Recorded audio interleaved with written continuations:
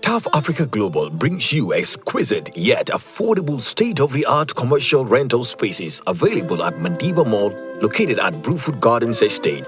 These commercial spaces comes with facilities such as 24-hour security, standby backup generator, air-conditioned spaces, conference room, and personal cash power meters. If you are looking for a spacious and suitable business environment, look no further.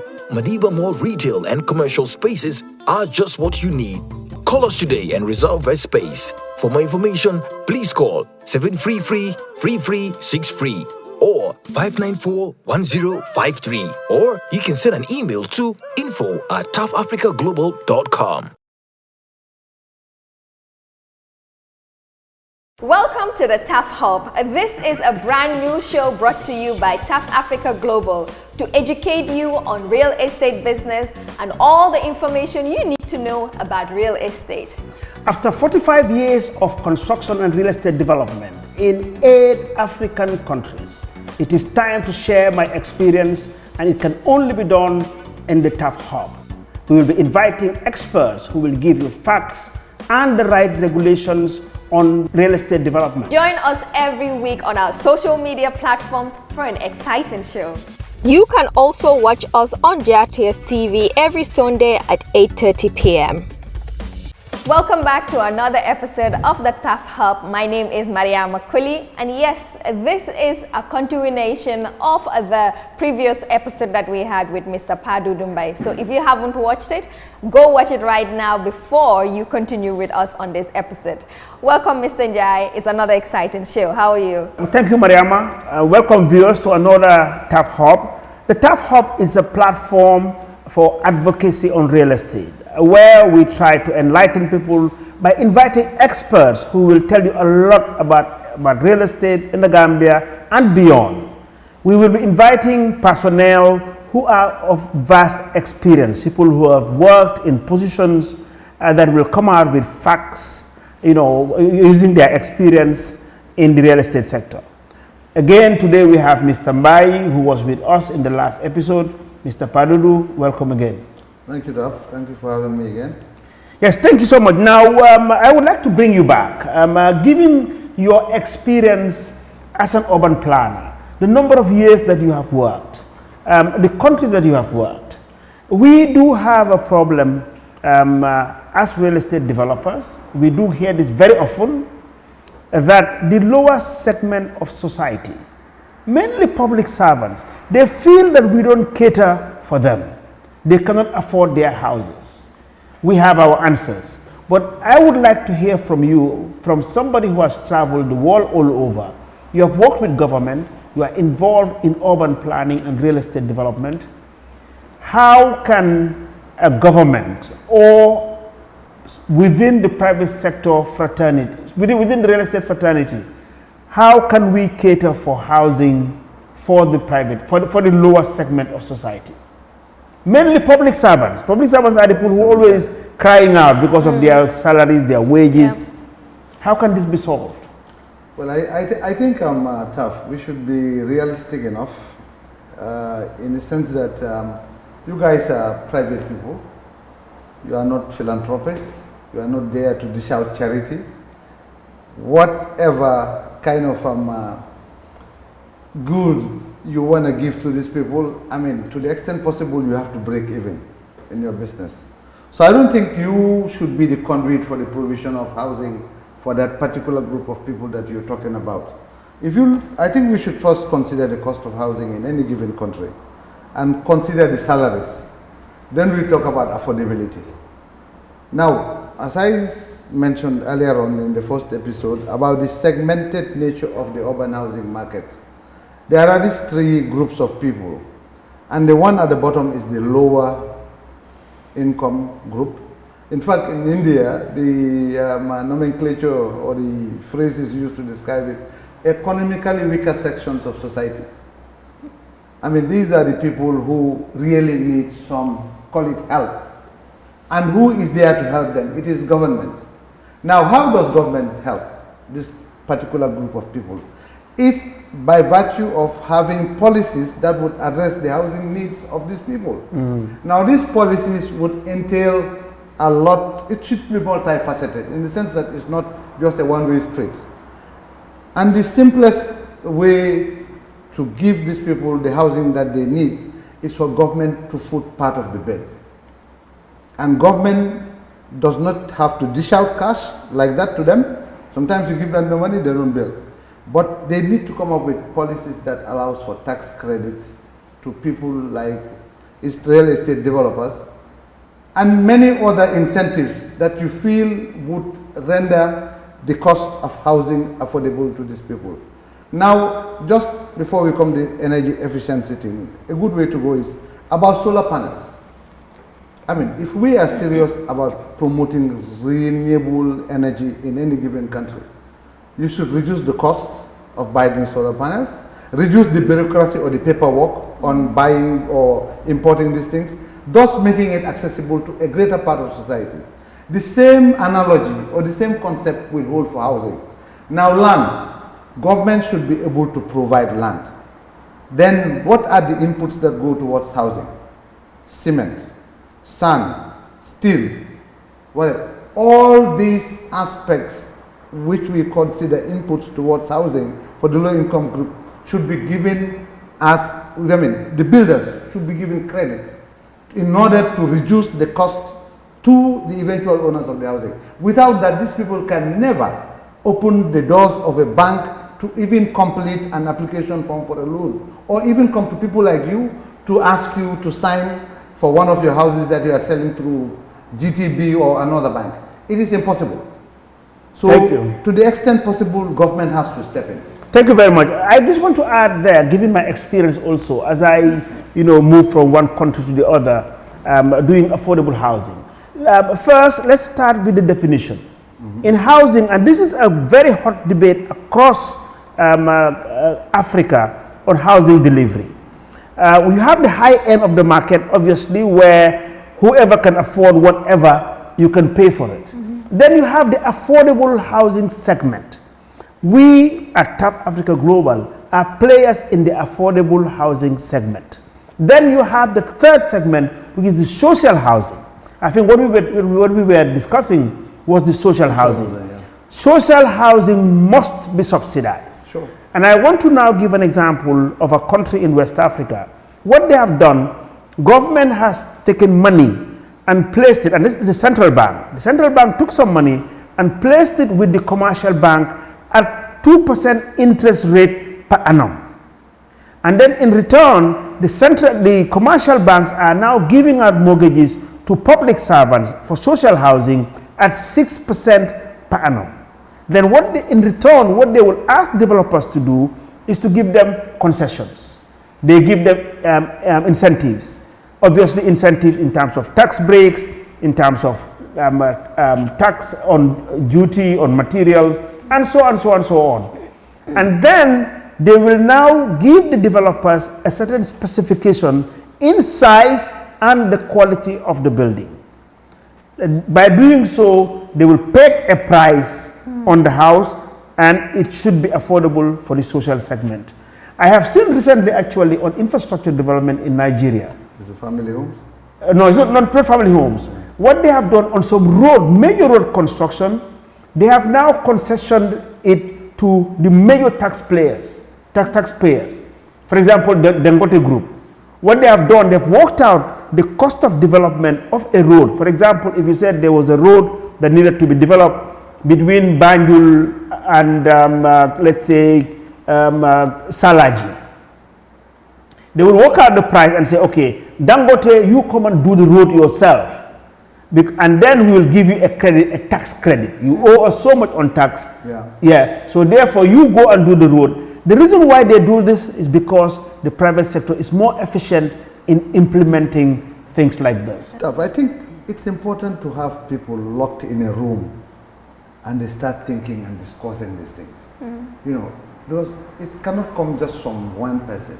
There are varied experiences all over the world.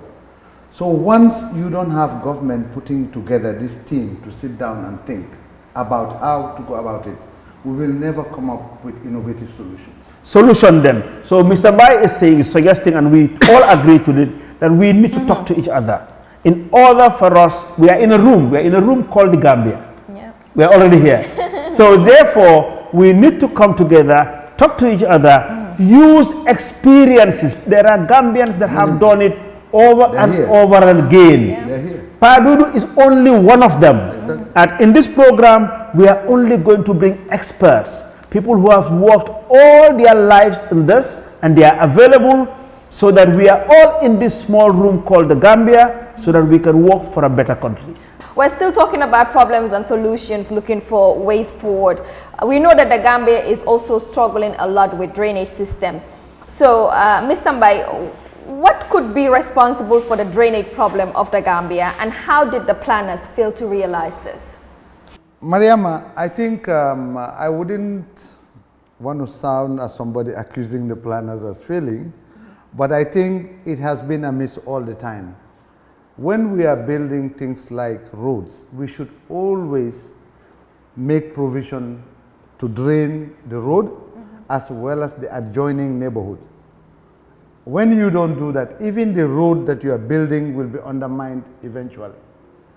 A case in hand is the Batil Harding Highway. Even Pipeline Road, which we built during my time here, we built pipeline with Care International. We tried to build drains, and the drains, some of them are clogged. You don't know that, some areas you don't even know that drains exist. But I want to guarantee you, from Westfield Clinic up to the traffic lights, we had drains. And they were drained towards the Kotu area. Even if you go to Pipeline Mosque today, you see the drain running outside.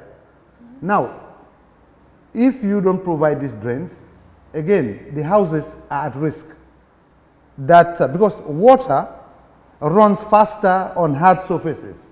And what are hard surfaces? It's the roads you build, it's the concrete paving that you give to your houses, and the only suitable place is the drain which is meant for it. Now, drains should be of varying sizes also. I'm not an engineer, but I know there are considerations in building drains, like the design, which takes into consideration the amount of water that passes through these drains. It's the intensity of the storms in the neighborhood. That kind of guides the designer in knowing what the size of drain to build. I think on that note, to summarize, in drainage, you need to first have the design right. And there's definitely design requirement that you need to do.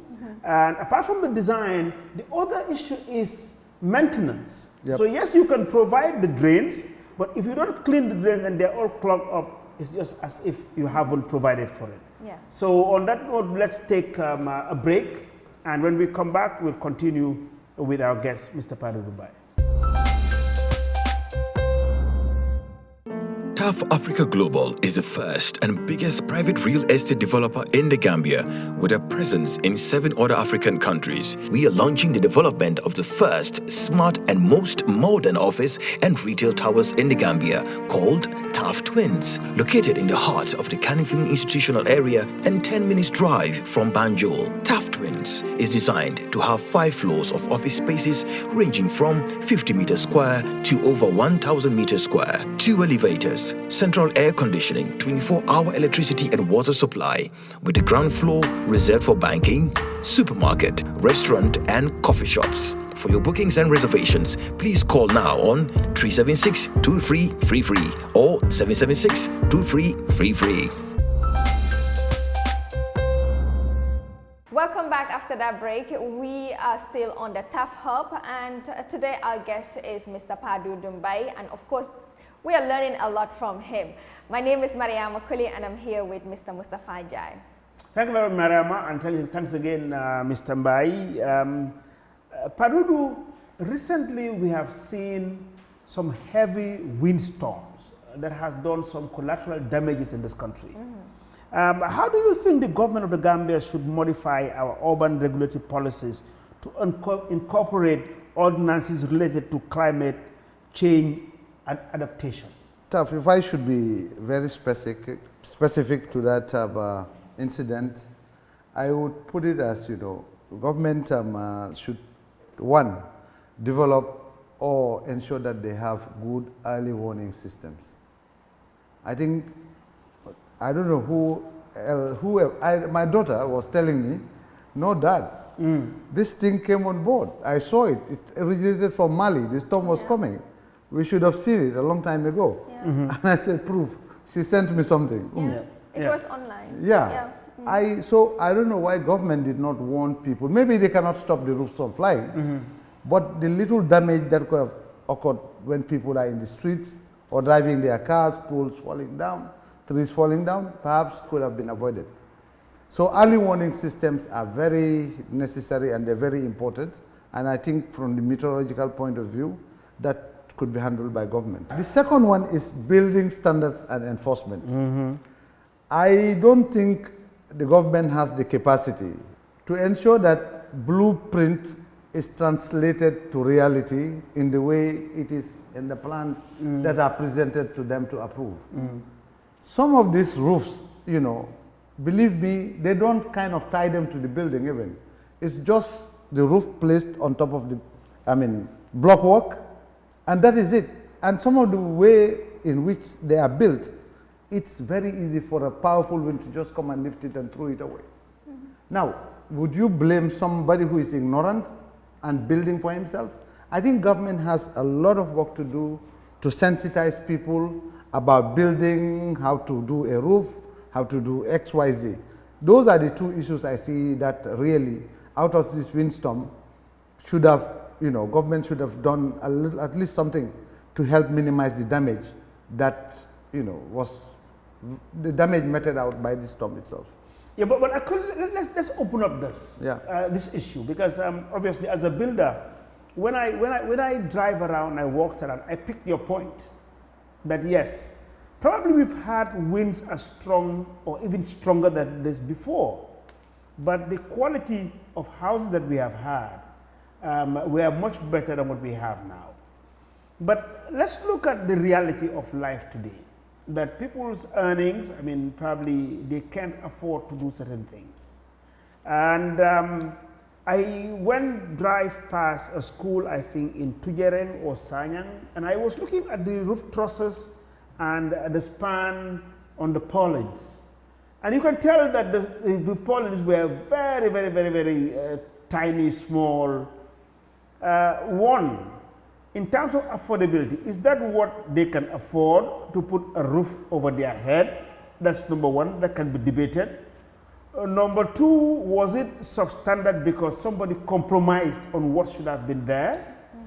But if probably one looks at, at the private level, and what I see these days, for example, when I advise people on buildings, giving the right standards, some people think that my quality is too high.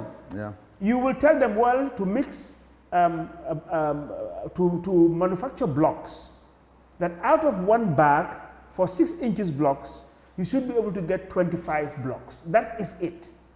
But some will come out and say, oh, no, that's too strong.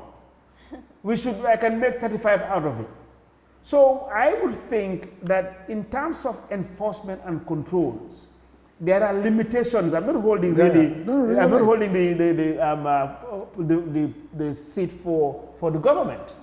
But I guess also there are limitations on what government can control.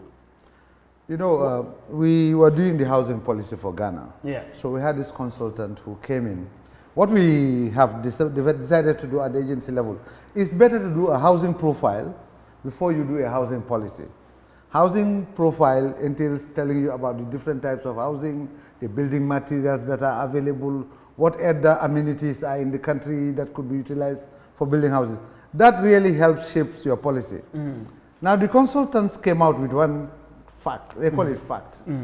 Not everyone can own a house. Yeah. Some people are going to rent for their life. People were not happy with that statement. The politicians will not be happy on that. Yeah, but what I'm saying is, that's not a political statement. So what you were saying, I think it's, let me say, all of the above. Yeah. Either that is what that guy could afford in terms of the rafters and the purlins, yeah, or he was badly advised by somebody, yeah, or they're trying to cut corners. Yeah. And that is the end game, Well, that's true. I guess this can be, I mean, there can be a very long debate on this. Yeah. I mean, I served at one time, I think it was around 1993 even, I served on the board of development control. I think I chaired the board also. And one of the major challenges is that the government doesn't have the capacity to monitor the buildings. That is a reality. Yeah. I mean, we all know that government is limited, but they will be on the show and they will be asked. I mean, I am not to speak for them, but I think quite realistically and honestly, the capacity doesn't exist for government to monitor and enforce the way buildings are done. But there is no regulator in the building sector that would also regulate builders and what type of job that they do on the ground. Well, if I go back again, let's go back to history. When you say builders, I remember in 1990 when I registered my construction firm, I was classified as a Class C contractor. That existed. Yeah, Class A, B, C. Yeah. So meaning they will look at my capacity and all the things that I can do and give me a certificate that I can only do certain works. Today, that doesn't exist. Wow. You will find a contractor that we think that cannot even build a 2-bedroom house, that is trying to build a skyscraper or a tower. You know, again, enforcement. But we will ask the competent bodies that are supposed to be the regulator. No, from Mariama's question, it's open-ended. I could also say, when you have a building and you have the means, get somebody qualified and experienced enough to supervise the builder. Yeah, because government, as he says, they don't have the capacity, even the people, not to mention the logistics. Yeah. Mr. Mbye, let's now move on to the reality of the day. We all see that traffic is one of the biggest challenges in the Gambia now, more so in the urban area. What recommendations do you have for it to be disentangled? Yeah, that's a major problem. I don't think it's only for Gambia. In many of the cities, I think urban mobility is becoming a challenge. Now, in Gambia, I think our biggest problem lies in this Badil-Haring highway. This is the result of really poor planning, TAF. Because the linear development that has taken place was dictated by the road. This is one good road. Everybody is trying to do everything on that road. It even happened in Karaba Avenue. Pipeline used to be residential, but all of a sudden the land use change came about because it is more profitable having a shop or whatever is commercial than having a residence in pipeline. So what I think needs to happen is to reduce the amount of activities that are heavy traffic generators on that road. And also, one impediment or one big problem that causes a traffic snarl is when you have too many intersections, junctions or roundabouts. It slows down traffic a lot. Now, we only have about, I think, 3 meters of carriageway, and traffic goes only in one singular direction on both sides. And with the volume of cars going in and out of that road, I think it needs a bigger road to handle this mess that is happening out there.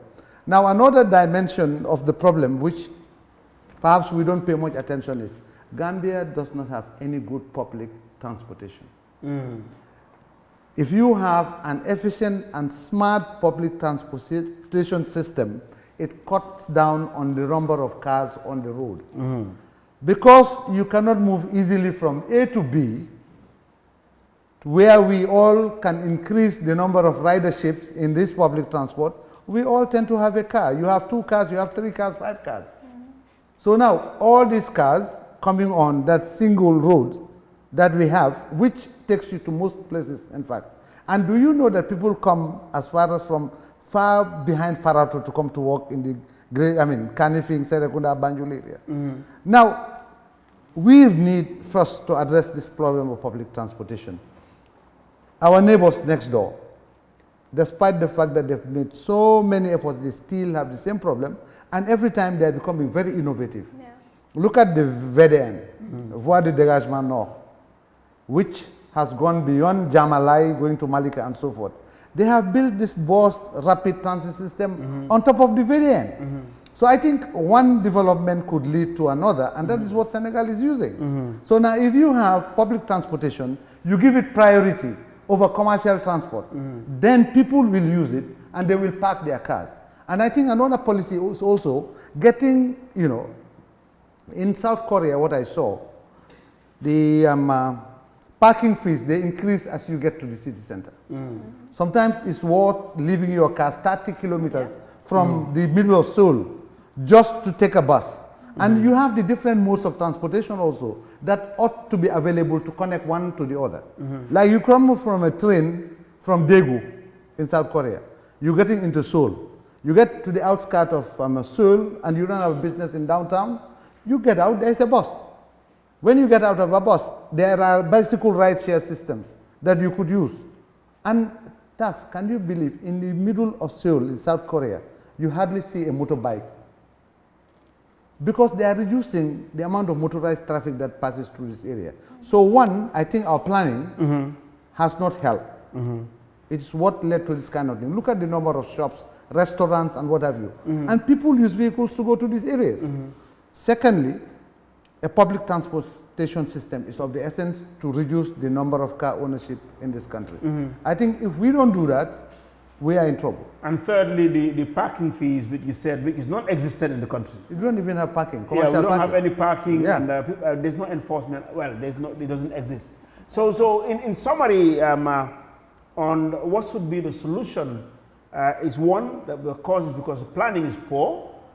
Number two, public transport. You would encourage that we invest more in public transport so people can reduce using different cars into the congested area, and then have some form of asking for parking, you know, so that even when that will discourage you from driving your car into the city. Actually, it could be a viable business and it could create employment. You remember when you told me about the towers? I said, do you provide parking? You said, I have 216, I think. Yes. Yeah. And when people design, even these commercial office buildings, they don't take into consideration parking. Yes. Most of the, like, if you go to some of these banks along Kairaba Avenue, parking is a nightmare. It's a problem. So planning and enforcement. Yep. It's been a very interesting show, very educational as well, and Mr. Doudou has dealt into areas that we as Gambians are very interested in, especially when it comes to urban planning and what we need to look out for, some solutions which he really went into detail with. And that will bring us to the end of this episode. Thank you so much, Mr. Doudou Mbye, again for your time. My pleasure. And for sharing your experience with all of us who are watching. Yes, Mr. Mbye. Thank you so much. Viewers, please subscribe. Subscribe onto the links below. And watch out for more experienced actors, players within the real estate sector who will share with us this platform to educate the public in general and also to advocate for better practices so we will all live in a decent and comfortable Gambia. Viewers, COVID-19 is still here with us, and worst of all, we have the Delta variant. I would advise that you follow the WHO protocols and stay safe. Thank you.